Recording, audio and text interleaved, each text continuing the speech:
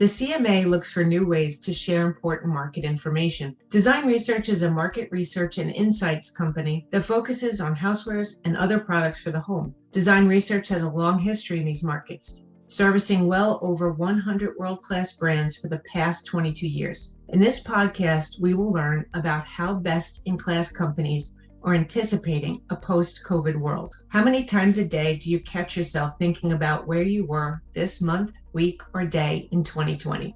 What were you dealing with during the pandemic? What were you doing, not doing? And what was going on in your business and personal life? Life is resuming, but so many people, places, and things are still adapting to post-COVID life. And the uncertainty is not over. We still have spikes, variants, and vaccines, do's and don'ts to deal with. And for our businesses, as you try to move forward, have the pandemic trends continued for your business? What's changed? How are you adapting? How do you plan and predict next steps after the unpredictable? Today, we talk with one of our fantastic partners and what they are doing to help understand the new consumer and the new marketplace. Welcome. My name is Fran Grosbeck, and you're listening to What's Cooking with the Cookware Manufacturers Association. Today, we are excited to have Janine Mihalik, Vice President of Market Intelligence from Design Research. In this podcast, we will explore how companies are learning and planning for a post-COVID world and what insights will be important when navigating this new market. You can find out more about Design Research at designres.com, DESIGNRES.com, and of course, the CMA at cookware.org. Hi, Janine. Welcome to our podcast. Hi, Fran. I'm very excited to be here. I know we've been working on getting our schedules together for a long time, so it's exciting and glad we're both busy. That's a good thing, too. Amen. Amen. And it's pretty cool, just so our listeners know, Janine and I are actually sitting probably just a few blocks apart.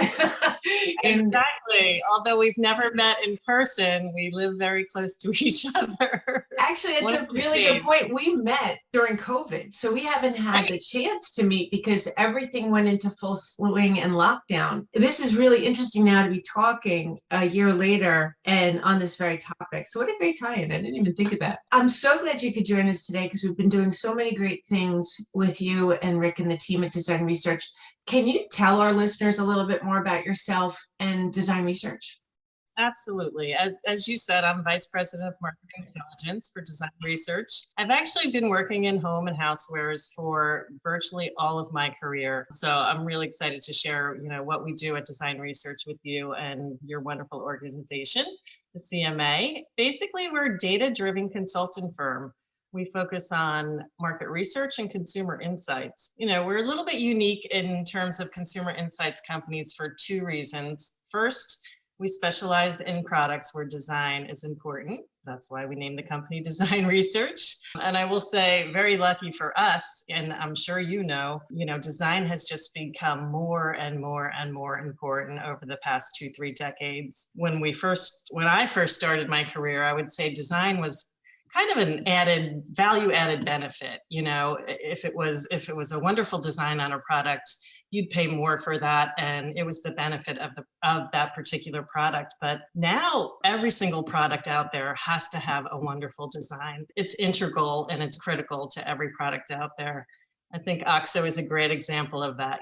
They've taken something as simple and mundane as a can opener or, an egg beater, and they've made it beautiful and functional. And consumers want that. They want everything to be Marie Kondo. It has to bring joy to your life, right? Exactly. And I think that's one of the reasons why I was really attracted to your site and how we connected cookware and bakeware for the longest time. And I think we were one of the first to really, and then we're talking years ago, but really the first to step into design because our priority is function and safety. And we have focused, which is important, can't ignore those, with the function and safety. And I feel the CMA has been a big part of that by the standards we set and the engineering standards that we've published. So now we have design and safety kind of mapped out and under control.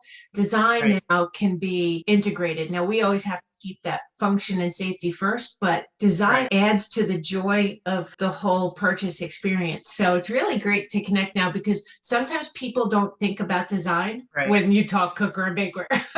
And I think it's absolutely important, especially for any products in the kitchen, because, as we all know, that's the heart of the home. That's where people spend most of their time. So People invest in their kitchens and whatever they're putting into their kitchens. That's a really good point. And based on that, in this coming out of the pandemic, the home has become our center point, and the kitchen now is that heart, and it's going to be that way for a while. What are the top challenges your clients are currently facing coming out of COVID? It's really interesting, Fran. A lot of our clients are coming to us with really the same basic need. And, having lived through COVID for over a year and a half now, I think we all agree that COVID has changed our world and our lives in nearly every aspect of the way we live.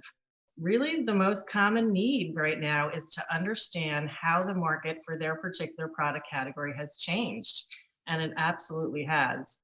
These studies are really about getting back to the basics, understanding the fundamentals of the market, which are now very different than 18 months ago. A good example is shopping habits, right? Obviously, shopping habits have changed. The world closed, people were sheltering in, consumers had to embrace the internet and e-commerce. Even those like my 86-year-old parents who had never done it before, all of a sudden, they had to learn how to shop online to survive and to get their basic needs. So there's a need to understand how shopping habits changed on a category specific level. What are people doing now? We're starting to emerge from COVID, but it's interesting. A lot of those habits that we made during COVID have not changed. If you look at grocery store sales, back in March of 2020, grocery store sales surged, right? People had to buy food and people had to start cooking at home, especially in the kitchen. People's relationship with their homes and their kitchens changed. People that never cooked before had to learn how to cook. People that did cook, they were cooking for family and friends and relatives. And it's interesting, if you looked at the month-to-month sales now for grocery stores, they're still well higher than they were pre-COVID. So people are still buying more groceries, which means they're still cooking at home. Some of those habits are definitely sticking. We saw very sizable increases in a lot of kitchen products and cookware and air fryers, single serve coffee makers because people are working from home. Waffle makers had a huge increase because people have to cook breakfast at home now. So people are just eating at home, cooking at home, entertaining at home more than ever before. Grills and smokers was another one on the entertaining side, 39% increase, I think grills and smokers had. So again, people had to embrace however they could to work through the pandemic. There's an interesting statistic. 2/3 of Americans agree when they dislike the way their home looks, it negatively impacts their happiness. At home, everything was being rethought. People were going through their homes, rethinking, reevaluating. The home markets are doing pretty well because people are changing their homes. They're redesigning, they're cleaning out their closets, they're organizing. Organizational products are doing very well. So really, there's just this basic need to understand the market. And for us, those are called AAU studies, Attitude, Awareness, and Usage Studies. And they're basic market overviews. You typically, pre-COVID, maybe you would do these studies every 4 or 5 years, right? Because the markets, they change, but they don't change rapidly. With all the rapid changes that took place in the last 18 months, there's really a vital need to understand the new consumer and the new marketplace. Really interesting couple of things you said. One, I'm smiling because I'm one of those consumers stuck in my home during pandemic. I went, I'm going to redo my kitchen, right? So then you open your cabinets and you're like, my dinnerware, my cookware have to change, and you just go into this. Needs change.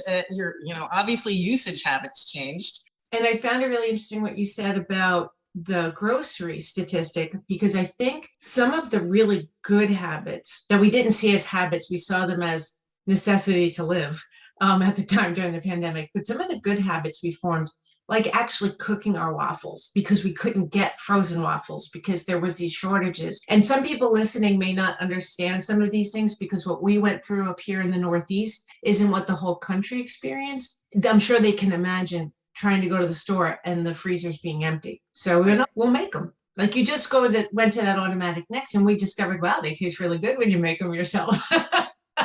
It doesn't take that much long. And you're creating an experience, for your family and, really bringing families together, that whole experience in the kitchen. And it was really needed at that time. So and it keeps going back to that heart of the home. It's really interesting also what you said about attitude awareness and usage studies. This sounds like a massive undertaking to look at the entire category marketplace and understand their needs. So how do you approach that? How does design research take on something like that? You're absolutely right. It is a little bit daunting when you start one of these projects, but we kind of have a methodology and a process that we've got down pat now. These studies cover a lot. I just finished one in the food storage category, and the survey was 23 pages long. Yeah, but you didn't know there was that much to know about food storage, but there is. The good news is they're really easy and pretty straightforward to conduct these studies. We run them online, and they're nationally projectable studies. And what we do is we screen for recent purchasers of a category, and that's what's really critical. Getting to the right person. We need to talk to people who are involved and active in the product category. A really good point. So you target recent purchasers of the category, and some would think, couldn't the client themselves gain that same information from surveying their own customers? That's a great question, Fran. We do hear that from clients, and we often recommend including a sample of the client's consumers, but we wouldn't recommend that as the only sample. It's absolutely important to know your own consumers, but it's really important to go beyond your own brand. The goal is to understand the consumers that comprise the entire market, and then how and where your brand fits into that market. So it allows us to identify opportunities that maybe your brand is missing. And the insights from our market studies really, they cover such a wide range of market issues. You could look at these studies as kind of the who, why, what, when, and where of a product category. So who is the target consumer, and what are the segments in the marketplace? What are the purchase drivers? What creates the need for the product in that category, and what's the frequency of purchase? The what, how do people make product selections? What's the influences, and what features are important, and just as important, what features are not important to them? The goal is to identify the marketing messages that are vital to the sale. So clients, that's so important for clients, and it has so many uses. They can use it on packaging, they can use it on their website for a product description, sales brochures, social media. What are the drivers in the market are very important to identify. The where would be, where are consumers researching, where are they shopping, and then ultimately, where do they make that purchase? Those are all important things. Obviously, the consumers changed significantly over the past year, and a lot of these changes, again, could be a new norm. Even before COVID, over the last, I would say, 5 to 8 years, we've seen growth of online sales in nearly all of our studies and all of our product categories, which again are just focused on the home. COVID has now really underscored the importance of understanding the how, the when, and the why are consumers using the internet. Amazon continues to break records. They were up 44% in the first quarter of the year. We're all waiting for the second quarter results, which should come out next week, but I'm sure they're going to be positive as well. So, even if you're not selling on Amazon, there's just a vital need to understand how consumers are using the internet, because every product category is being sold on Amazon. So your competition is definitely there. It's not always what you expect either. When we think about what do you use the internet for often when you're shopping, you price shop, right?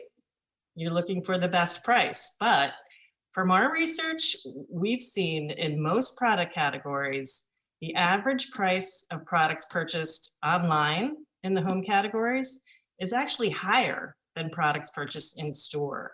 So people are not only shopping for price, they're looking for the product that they want, with the features that they want, the color that they want, the design that they want at the right price. It's not just a price game on the internet. The last thing we look at is usage in those studies. When and how are products used in the category, and how has that changed? This is really interesting, and it kind of opens your mind to two things. I was thinking, sometimes when you try to analyze your own business on your own, you're too close. You're too close to it. I just went through this myself with trying to work on a project, and I realized, you know what, I'm going to ask for some outside help because I can't see past my own nose. I'm too connected with what I know. The other part of this is you don't know what you don't know.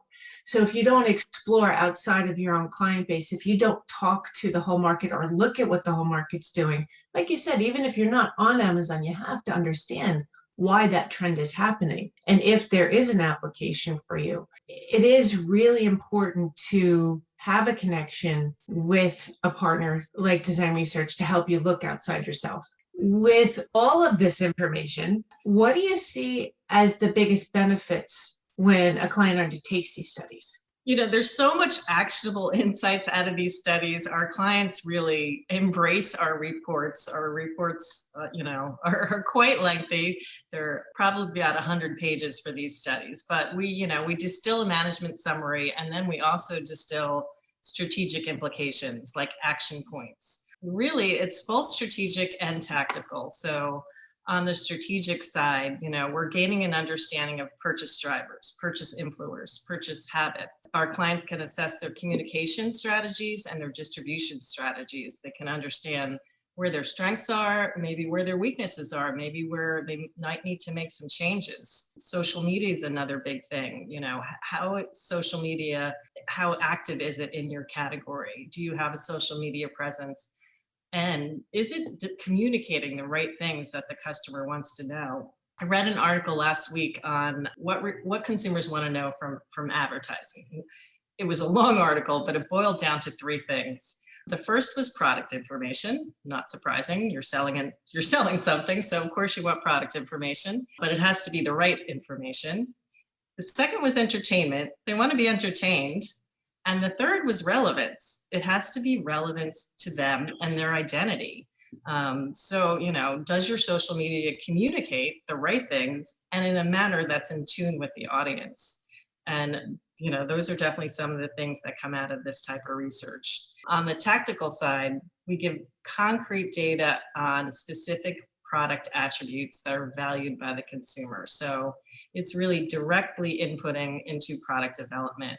What size, what shape, what color, what features. We can even help determine what features are consumers willing to pay more for, that they value that much that they're going to pay extra for it. In the area of product development as well, a lot of our clients like to customize their product assortments by different retailers. So we're doing a lot of studies where we can identify what the Walmart customer wants in their product category versus what the Bed Bath & Beyond customer wants versus what the Macy's customer wants. And there are differences. Very big differences. And I remember from when I talked with Rick on the first podcast, one of the best parts about these studies is you can really hone in, like you just said, on what the Walmart customer wants. So when you're going to talk to Walmart, you can help them see you did your homework and you know what their customer's looking for and you've addressed it in your product. Having been in retail a long time, it's such a valuable tool to have. It saves so much time and worry and planning. It's incredible, the benefit of that. And I love that this all kind of connects. You said that first step of identifying the who, what, where leads to the strategic and tactical side. And how you may be going into this study to learn about your product, but you're also getting insight of the tools you need to be doing to tell the story of that product. So this is really interesting. So going to the product, so this information could be used by designers and product developers to guide their product development process. Does Design Research offer services in the area of product development? True to our name, we really offer a great deal of insights into both designing and creating products. So we actually have a proprietary design and concept testing methodology. We've been using it for decades now. And when we analyze 3 decades of our design testing methodology, what we see is an average of a 3-fold increase in product sales for designs that we test and recommend versus those introduced without research. So a 3-fold increase in sales. So this is why we've been doing this for decades, because it actually works. Wow. And if you think about it, that's just the value of introducing the right product. Think of how much more is saved by eliminating the products that fail in the market. not only, in obviously sales and profit losses, but in loss of time and manpower, and importantly, your brand reputation. Your reputation by putting out a product that's not worthy to the consumer, but also to the retailers. You're disappointing them. So really the best advice we give our clients on product development is to create more products that you need and test with consumers. You want to eliminate those dogs and only introduce those products that are going to excite and delight consumers. To us, research is about two things: reducing risk and maximizing success.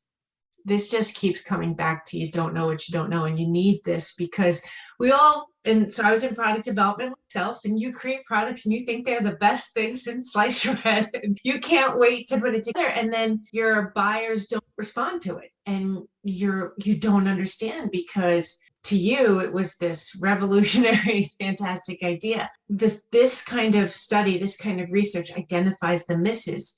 And instead of that product now just being shelved and put away, and I have a list of in my head, they could have been evaluated and found those risks and helped to maximize their success. The idea might have been right, but the story might have been wrong, or even the color or some placement of something. And then you make that one change, and all of a sudden the buyer's minds open up and the consumer's minds open up. And we move so fast, we don't think we have the time for research, but actually you need to make the time so that the product has a chance to survive. Right. And it actually, our research projects, like a concept test, it could take as short as 4 or 5 weeks. It's not really, that bad. And once our clients get used to adding that into their development cycle, it does absolutely make so much sense, because you're putting your efforts and your dollars behind a product that's going to work. In addition, what else should companies be doing to reduce risk? I love this topic because that's really hot with what's coming out of COVID. How do we reduce our risk? Really, the most significant risk reducer is simple. It's knowing your consumers. And, as you said very early in our conversation, most companies spend a lot of time and energy focusing on the product or on the distribution, but not a lot of time on the consumer, who in the end, the consumer is the one determining the product state in the marketplace. So research can really help you identify who your customers are. That is so important. And that applies to both the end consumer as well as suppliers understanding their customers. So it's whoever your customer is in the chain, knowing their needs, not just what you want to make or what you want to put out there. Are consumer profile studies actionable, or are they just more for reference and general market knowledge? Really, a good consumer profile study is very, very actionable. Of course, we profile the consumer demographically. That goes unsaid. But we also try to define and understand the consumer segments based on attitudes, aspirations, beliefs, usage habits. Those psychographics can be just as important as demographics. Think about cookware. There's so many ways you can segment your consumers for all of those cookware companies out there. It could be by passion for the category. What % of your consumers are enthusiasts versus practicals? They have to have a pot because they have to cook. Usage frequency, you can segment your customers by. What % are heavy users versus moderate users versus very infrequent users? Expertise level in cooking. What % of your customers are gourmet cooks versus beginners versus semi-skilled? Because each of those different segments, they have different needs, and they'll need the different things from you, and they'll want to be serviced differently from you. So it's really integral to understand all of those segments in the market. Even demographically, we see in all of our studies how much Gen Y differs from boomers. They have different styles, they have different tastes in design.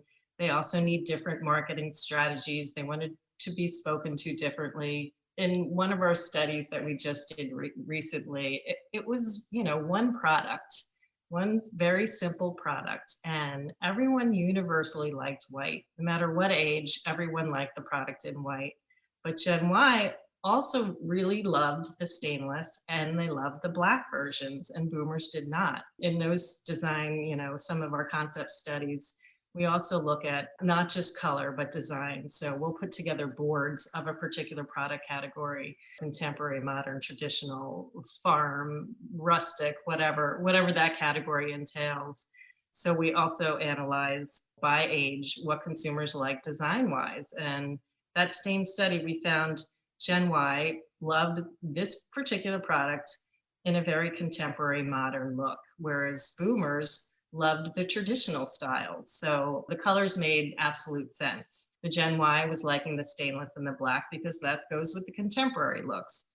The boomers weren't, because it doesn't go with the traditional look. So it's really, understanding all of those different segments of consumers, not just your consumer as a whole. I like that, because understanding first who your customer is, which generations do they come from, then understanding what they prefer. Now you can create products to those needs. And that's really what consumers are looking for. It's interesting you mentioned the part about price before, because we've seen in studies that price, which traditionally has dominated the reasons to purchase, has ranked number one for decades for cookware and bakeware. Got your one-day sales and your 20% coupons. But now, exactly what you're saying, the price is secondary to, is this going to achieve what I want? And is it going to bring me joy? And is it going to meet this need? And for each generation and each type of cook, it's a different need. It seems like something that so many think I don't have the time to do, or they think they understand, but really having that outside perspective, there's no price you can put on another value. And the value it will bring long-term and continue, it's like a ripple effect. I hear what you're saying about understanding the market and understanding the consumer. Do you feel those are the two key challenges you're seeing today? That's really exactly it. It's, again, getting back to the basics and understanding the fundamentals of the market now, because it is very different than what it was 18 months ago. There's no question that the world has changed. And companies that are relying on what they knew from the past on their markets and their consumers, and they could have known those markets and consumers very, very well, but now they can easily be misguided. Right now, smart companies are taking a step back. They're reassessing, they're reevaluating. We even had one company that we just reran a study we did for them 1 year ago during COVID. We just reran the same exact study, just we're doing it right now.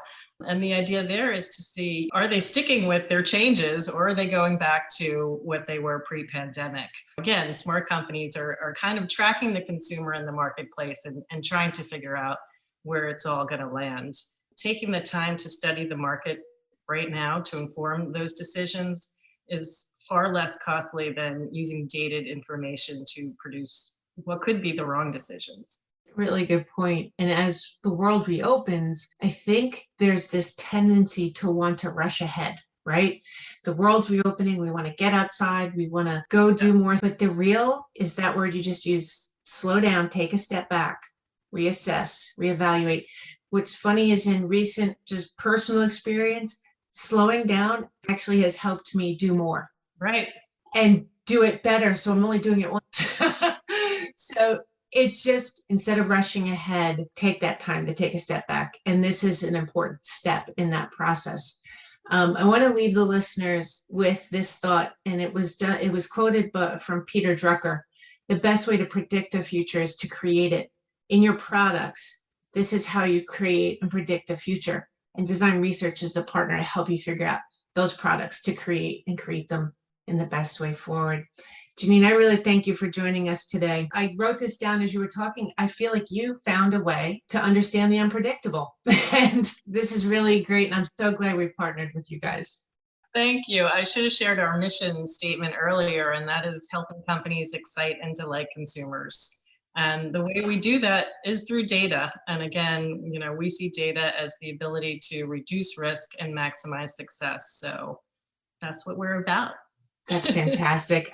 This is great. I'm really excited to continue to share your story with our members. And for everyone listening, we have a new partnership directory. So if you're a member, log into your member site and you'll see that each partner, such as Design Research, has their own page. You can learn more about the company, and we're going to be working towards adding specific content from each partner so that you can engage with them further and learn what they're doing. And this just has been really awesome. Thank you again, Janine. This has been incredible. Thanks for joining me today. Thank you, Fran. And I look forward to meeting you in person one day. Yes, hopefully right on Cookman Avenue. Yes. That's a wrap for us today. You've been listening to What's Cooking with the Cookware Manufacturers Association. My name is Fran Grossbeck, and we're recording this podcast for the CMA.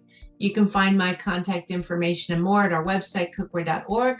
You'll find this podcast and others in the members section of cookware.org website, as well as on iTunes, iHeartRadio, CastBox, Stitcher, Google Play, and many more. At CMA, we can't say it enough. Our members are our number one priority, and the association is a proven, valuable resource, giving our members access to our exclusive engineering standards, timely statistical reporting, resources for retailers, and the best members network in the industry. And we've been doing this since 1922, so watch for our 100th anniversary next year.